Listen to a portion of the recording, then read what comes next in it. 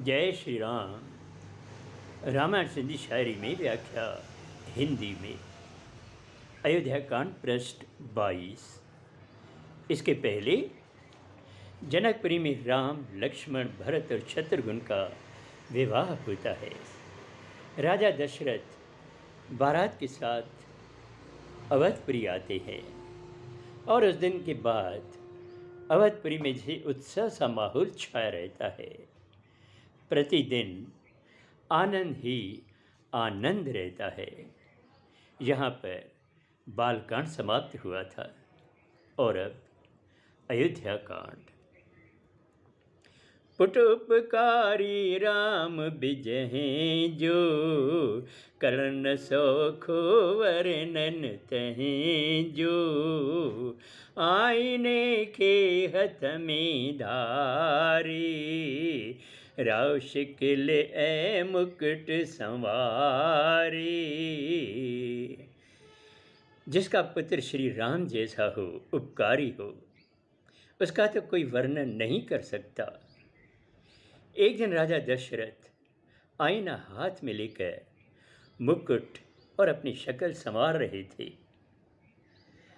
कनज भर सांवार अच्छा,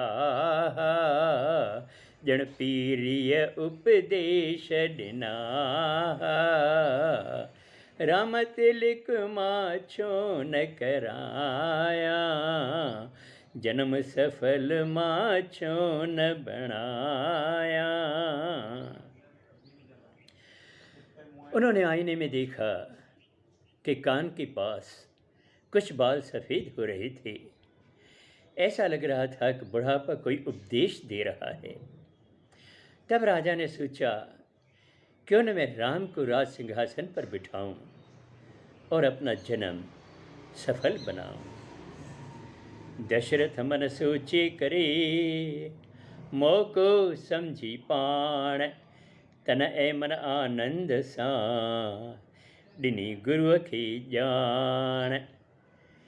दशरथ ने यह बात मन में सोचकर और शुभ मौका पाकर तन मन से अति आनंदित होकर अपने गुरु को यह जानकारी दी। हाण इच्छा मन मोहि जे आहे, पूर्ण थे जे स्वामी चाहे। निर्मल बखे मुनि साराहे, राजन चर्चा आज्ञा आहे।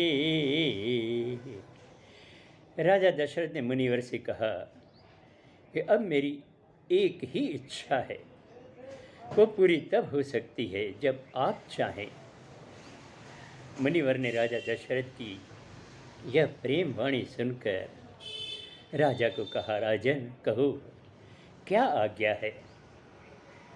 गुरु वशिष्ठ के परसन जानी, राजन बोली मिठड़ी वाणी। नाथ राम युवराज बनायो, करण तैयारी हुक्म सुनायो। अपने गुरु को प्रसन्न जानकर राजा दशरथ ने मीठी वाणी बोली कि हे नाथ, राम को राज सिंहासन पर बिठाइए और आपका हुक्म हो तो मैं तैयारी करूं। हाण न राजन देर करे, सब सामान सजाए। हर पल शुभ आहे जडहें, राजा राम बनाए। मुनिवर ने कहा, हे राजन, अब देर मत करो, पूरी तैयारी करो और जब राजा राम सिंहासन पर बैठेंगे तो हर पल शुभ है। अब आगे अगले सोमवार को। जय श्री राम।